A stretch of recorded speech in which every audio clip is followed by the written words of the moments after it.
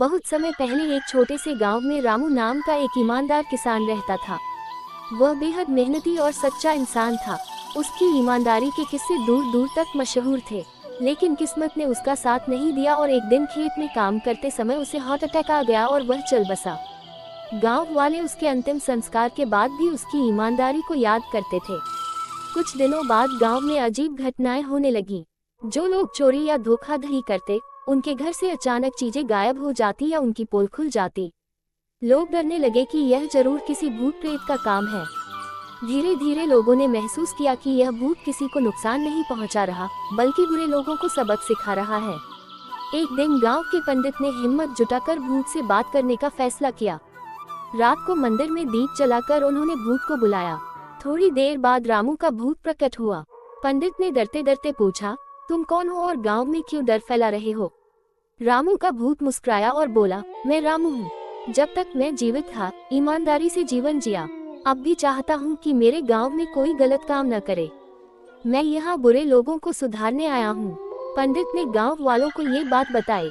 लोग रामू की भावना समझ गए और गांव में फिर कभी किसी ने चोरी या धोखाधड़ी नहीं की। रामू का भूत भी संतुष्ट होकर हमेशा के लिए शांत हो गया। इस तरह एक ईमानदार भूत ने गांव में सच्चाई और ईमानदारी की मिसाल कायम की। किसान की कहानी। रामू एक मेहनती किसान था, जो एक छोटे से गांव में रहता था। उसकी रोजमर्रा की जिंदगी खेतों में काम करते हुए बीतती थी। वह सूरज निकलने से पहले उठता और खेतों की देखभाल करता।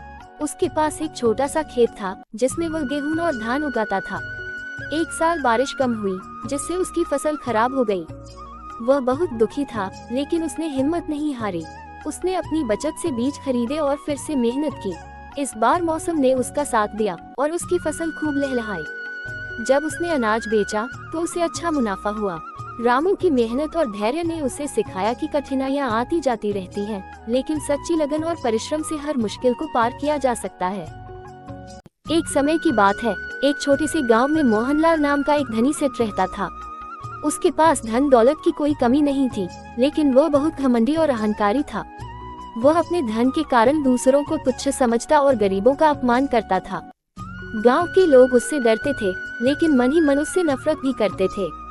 एक दिन गांव में एक साधु बाबा आए। वे बहुत ज्ञानी और विनम्र थे।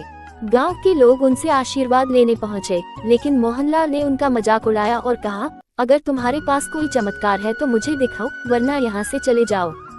साधु मुस्कुराए और बोले, सेठ जी, जीवन का असली सुख धन में नहीं, विनम्रता में है। घमंड इंसान को विनाश की ओर ले जाता है। मोहनलाल ने उनकी बातों पर ध्यान नहीं दिया और उन्हें तिरस्कार पूर्वक भगा दिया। कुछ समय बाद मोहनलाल के व्यापार में भारी नुकसान हुआ। उसकी सारी संपत्ति छिन गई और वह कंगाल हो गया। जिन लोगों को वह तुच्छ समझता था, वही लोग उसकी मदद के लिए आगे आए। मोहनलाल को अपनी गलती का एहसास हुआ। उसने साधु बाबा की तलाश की और उनसे क्षमा मांगी। साधु बाबा ने उसे माफ करते हुए कहा, सेठ जी, जीवन हमें सिखाता है कि घमंड करने से कुछ हासिल नहीं होता। सच्चा इंसान वही है जो दूसरों की इज्जत करे और विनम्रता से जीवन जिए। उस दिन के बाद मोहनलाल बदल गया और एक विनम्र और दयालु इंसान बनकर गांव में सबका सम्मान प्राप्त किया।